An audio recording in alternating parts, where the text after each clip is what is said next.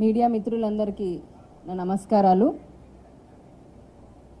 చక్కగా వేసవి మొదలైంది, ఎన్నికల వేడి ఇంకా అలానే ఉంది. రోజు రోజుకి కూడా అంటే ఆంధ్ర రాష్ట్రంలో ఎన్నికలు అయిపోయిన తర్వాత కూడా ఇంకా ఎన్నికల వేడి బగ్గుమంటున్న సూర్యుడిలాగానే ఇంకా పెరుగుతూనే ఉన్నట్టుంది రోజు రోజుకి.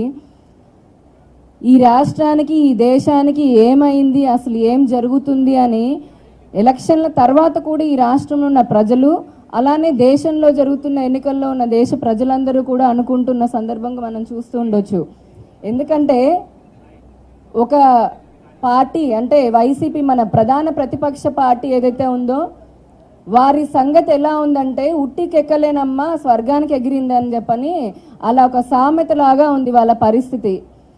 ఎంత పదవి పైన మోహం అంటే వాళ్ళకి వ్యామోహం ఎలాంటి తారాస్థాయికి పిచ్చి పీక్స్కి చేరుకుంది అని అంటే పోర్ట్ఫోలియోలు కూడా వాళ్ళు అప్పుడే పనిచేసుకుంటూ ఉన్నారట. ఏది పెద్దిరెడ్డి గారికి అయితే ఒక పోర్ట్ఫోలియో, బుగ్గన గారికి అయితే కనుక ఇంకొక పోర్ట్ఫోలియో, బొత్స సత్యనారాయణ గారికి ఇంకొక పోర్ట్ఫోలియో అనుకుంటూ పాపం మన సినిమాటోగ్రఫీ అయితే కనుక సోదరి రోజా గారికి అని చెప్పని ఇలా రకరకాలుగా అంటే వాళ్ళకి అసలు ఇంకా గెలుపే లేదు. ప్రజలు ఏప్రిల్ 11వ తేదీన ఎవరి వైపు ప్రజలు నిలబడ్డారు, ఎవరిని గెలిపించబోతున్నారు అని చెప్పని ఆ రిజల్ట్స్ వచ్చేంత వరకు కూడా ఆగలేక పోర్ట్ఫోలియోలు ఏకంగా జగన్మోహన్ రెడ్డి గారు అయితే నేమ్ బోర్డు కూడా ఆయన అప్పుడే ప్రింట్ చేయించేసుకున్నారు. వీళ్ళేమో పోర్ట్ఫోలియోని పనిచేసుకుంటున్నారు, సెక్రటరీలాగా ఎవరు ఉండాలి అనేసి. నిజంగా రాష్ట్ర ప్రజలంతా వీటిని గమనిస్తూ ఉన్నారు. ఏమవుతోంది వీళ్ళకి, మరి ఇంత పదవి పైన వ్యామోహం ఉన్న వాళ్ళు నిజంగా ప్రజలకి సేవ చేద్దామనే ఆలోచన వాళ్ళకి ఏ కోశానైనా ఉందా? ఒక 1% అయినా మనకు ఉందా? లేదు. అధికారంలోకి రావాలి, మళ్ళీ లక్షల కోట్లు అప్పనంగా ప్రజల సొమ్ము దోచుకోవాలి అని చెప్పని ఇప్పటికీ కూడా ఈ రాష్ట్ర ప్రజల్ని నానా రకాలుగా అంటే వారిపైన ఇదొక శాపంలాగా తయారైపోయింది వైసీపీ పార్టీని రాష్ట్ర ప్రజలందరూ చీదరించుకునే విధంగా ఈరోజు ఎలక్షన్స్ తర్వాత కూడా వాళ్ళు చేస్తున్నారు. దాడులు చేయిస్తారు, మహిళల పైన, అధికారుల పైన దాడులు చేయిస్తారు, లేకపోతే పార్టీ కార్యకర్తల పైన, తెలుగుదేశం కార్యకర్తల పైన కూడా దాడులు చేయిస్తూ ఉంటారు. ఇంకా ఇలా రకరకాలుగా మీరు చెయ్యని అక్రమం అంటూ ఏమైనా ఉందా? దాంట్లో మరీ ముఖ్యంగా చెప్పాలంటే బుగ్గన గారు పిఎస్సి చైర్మన్ లాగా ఉండి ఆయన పట్టిసీమలో 600 కోట్ల రూపాయలని ఆయన అవినీతి జరిగిందని చెప్పని చెప్తున్న మనిషి అలాంటి పిఎస్సి చైర్మన్ లాగా ఉండడానికి కూడా అధికారం లేదు, ఆయనకి కనీసం ఆ హక్కు లేదు అని చెప్పని అనుకుంటున్నారు. సామాన్య రైతుకి తెలుసు పట్టిసీమ ఎన్ని వేల కోట్లతో కట్టడం జరిగింది, ఎన్ని వందల కోట్లతోటి జరిగింది. అలానే పట్టిసీమ ద్వారా 50,000 కోట్ల రూపాయలు ప్రత్యక్షంగా పరోక్షంగా రైతులు వాళ్ళ పంట దిగుబడిని పెంచుకొని వారు ఆనందంగా ఉంటున్నారు. అగ్రికల్చర్లో కానీ ఆక్వాకల్చర్, హార్టికల్చర్, ఈ విధంగా పట్టిసీమ ద్వారా. అలాంటి పట్టిసీమను కూడా అంటే ప్రజలకు ఏదైనా మేలు జరుగుతుందనంటే చూసి ఓర్చుకోలేక కడుపు మంట, కడుపు రగిలిపోతూ ఉంటారు ఈ వైసీపీ నేతలందరూ. ఇక మన బొత్స సత్యనారాయణ గారికి ఒక ముద్దు పేరు ఉందట ఆయన జిల్లాలో, అందరూ అనుకుంటూ ఉంటారు. సారా సత్యబాబు గారు, మిస్టర్ సారా సత్యబాబు గారు దుకాణం బంద్ అయిపోయింది అని చెప్పని తెలుగుదేశం పార్టీని అంటున్నారు. అవునయ్యా, ఒకసారి వచ్చి చూస్తే తెలుస్తుంది. ప్రజలు, మీడియా అందరూ కూడా గమనిస్తున్నారు ఎవరు దుకాణం బంద్ అయిపోయి ఎవరు ఉద్యోగులను, ఐటీ ఉద్యోగుల్ని ఉద్యోగాల నుంచి తీసేస్తున్నారో. దుకాణం బంద్ అయ్యేది బంద్ చేసుకొని కాంట్రాక్ట్ అయిపోయిన తర్వాత మళ్ళీ లోటస్ పాండ్కో లేకపోతే మీరు మీ జిల్లాలకు వెళ్ళేది అది మీ వైసీపీ పార్టీ. తెలుగుదేశం పార్టీ పెట్టిన ఇన్ని సంవత్సరాల్లో కూడా ప్రజల పక్షానే ఉంటూనే ఉన్నాము. మీలాగా అధికారంలో రావడానికి కోసం అని చెప్పని అడ్డదారుల్ని తొక్కే చరిత్ర తెలుగుదేశం పార్టీకి లేదు, రాదు. అలాంటి అవసరం కూడా ఎప్పుడూ ఉండదు. ఎందుకంటే ప్రజలే దేవుళ్ళు అని చెప్పని నమ్మే, తూచా తప్పకుండా నమ్మేది తెలుగుదేశం పార్టీ అని ప్రజలందరికీ తెలుసు. మీ దుకాణం కూడా బంద్ అయ్యే రోజు దగ్గరలోనే ఉందని బొత్స గారు కూడా తెలుసుకుంటే బాగుంటుంది వైసీపీ నేతలందరూ. ఇక ఇక్కడేమో మంగళగిరి అభ్యర్థి ఆయన చెప్తూ ఉంటారు లోకేష్ గారిని గెలుపు కోసమే చంద్రబాబు గారు కష్టపడుతున్నారు, కోట్లు ఖర్చు పెడుతున్నారు అని చెప్పని ఆయన చెప్తూ ఉన్నారు. మరేంటి రాష్ట్ర ప్రజలంతా వేరేలాగా అనుకుంటున్నారు? మేము నమ్మి ఓటు వేశాం కాబట్టి 5 సంవత్సరాల పాటు మమ్మల్ని, మా సమస్యల్ని పట్టించుకొని ప్రజల్ని దేవుళ్లాగా భావించి మాకు సేవ చేసిన చంద్రబాబు గారినే మళ్ళీ అధికారంలో కట్టపెట్టాలని కదా మేము కూడా ఎండనక వాననక ఆ రోజు రాత్రనక పగలనక చూడకుండా ఓటింగ్ రోజు పోలింగ్ రోజు అలా అర్ధరాత్రులు కూడా నించొని మేము తెలుగుదేశం పార్టీకే కదా ఓటు వేసింది, వీలేంటి ఇలా మాట్లాడుకుంటున్నారని రాష్ట్ర ప్రజలందరూ కూడా అనుకుంటున్నారు. మీరు గమనించుకోవాలండి వైసీపీ నేతలు.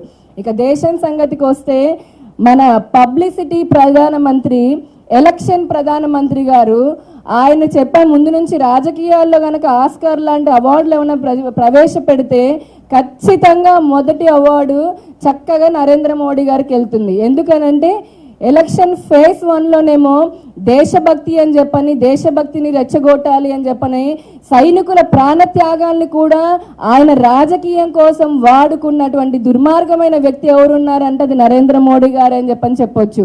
అది ఫెయిల్ అయిపోయింది. ఆ తర్వాత ఫేజ్ 2కి వచ్చేటప్పటికి మతం గురించి ఇప్పుడు మతాన్ని రెచ్చగొడుతూ మాట్లాడుతూ ఉంటారు. ప్రజలు కూడా దాన్ని నమ్మే పరిస్థితులు లేరని ఆయనకు అర్థమైపోయింది. ఫేజ్ 3కి వచ్చి ఇప్పుడు కులం గురించి మాట్లాడుతున్నారు. ఆయన ఏదో బీసీ కులానికి చెందిన వ్యక్తిని అని చెప్పని మోడీ గారిని, ఇప్పుడు వీళ్ళ పరిస్థితి ఎలా ఉందంటే దేశంలో భారతదేశం అంటే నరేంద్ర మోడీ, నరేంద్ర మోడీ అంటే భారతదేశం. నరేంద్ర మోడీ గారు ఏది చేస్తే అదే దేశం చేసినట్టు. బీజేపీని కానీ మోడీ గారిని కానీ విమర్శిస్తే వాళ్ళంతా దేశద్రోహులు అలాంటి ముద్రని వాళ్ళే వేసుకొని ఈ దేశంలో నిజంగా ఉన్న ప్రజలందరినీ ఎంత రాక్షసంగా పరిపాలన ఈ 5 సంవత్సరాలు సాగించి వారిని అన్ని విధాలుగా కూడా ప్రజలందరికీ అన్యాయం చేయడమే కాకుండా ఇప్పుడు మళ్ళీ ఇలా ఒక్కొక్క ఫేజ్కి ఇంకా కూడా చాలా ఫేసెస్ ఉన్నాయి. మరి రాబోయే ఎలక్షన్ల ఫేజ్లో ఇంకా ఎన్ని డ్రామాలు వేస్తారో బీజేపీ వాళ్ళు, నరేంద్ర మోడీ గారు, మనమంతా వేచి చూడాల్సి ఉంటుంది. కానీ ప్రజలెవరూ మర్చిపోలేదండి దేశంలో ఎన్ని బాధలు పడ్డారు. మరీ ముఖ్యంగా ఆంధ్ర రాష్ట్రానికి ఎంతటి అన్యాయం చేశారు నరేంద్ర మోడీ గారు, భారతీయ జనతా పార్టీ అనేది అందరికీ తెలుసు. కాబట్టే వారికి అంతకుముందు జరిగిన మిగతా రాష్ట్రాల్లో జరిగిన ఎలక్షన్స్లో కానీ ఇప్పుడు కానీ ఆంధ్ర రాష్ట్రంలో కానీ భారతీయ జనతా పార్టీకి తగిన బుద్ధే చెప్పారు. ప్రజలందరూ కూడా తగిన బుద్ధి చెప్తూనే ఉంటారు. నరేంద్ర మోడీ గారు ఫెయిల్ అయ్యి ఆయన వేసిన ప్లాన్లన్నింటిలో ఇప్పుడు ఫేడ్ అవుట్ అయిపోయే పరిస్థితికి వచ్చారు వాళ్ళు. దయచేసి ఇప్పటికీ ఎలక్షన్స్ అయిపోయినాయి రాష్ట్రంలో.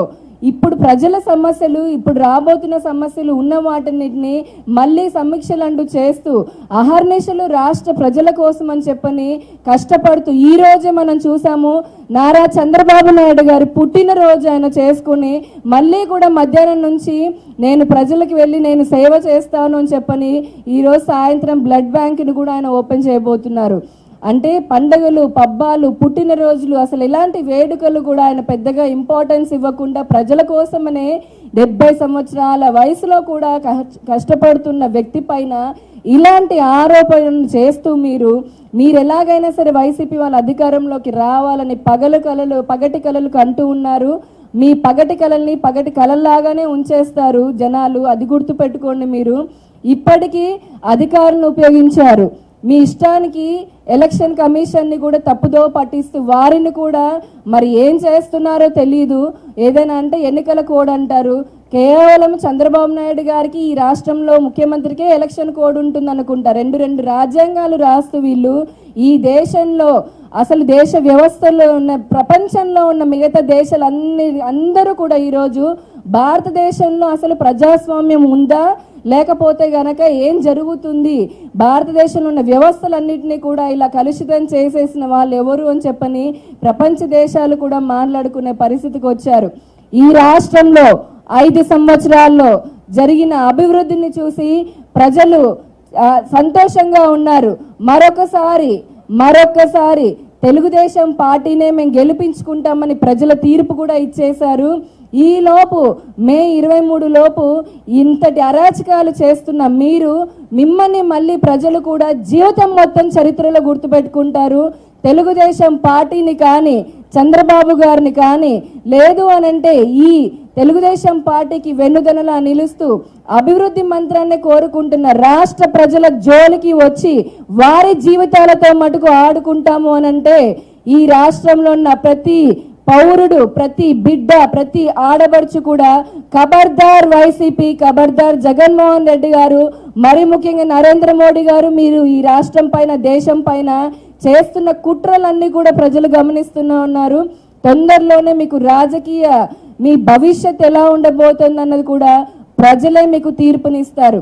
ఈ లోపు మటుకు మా రాష్ట్రాన్ని ఇలా వదిలేయండి.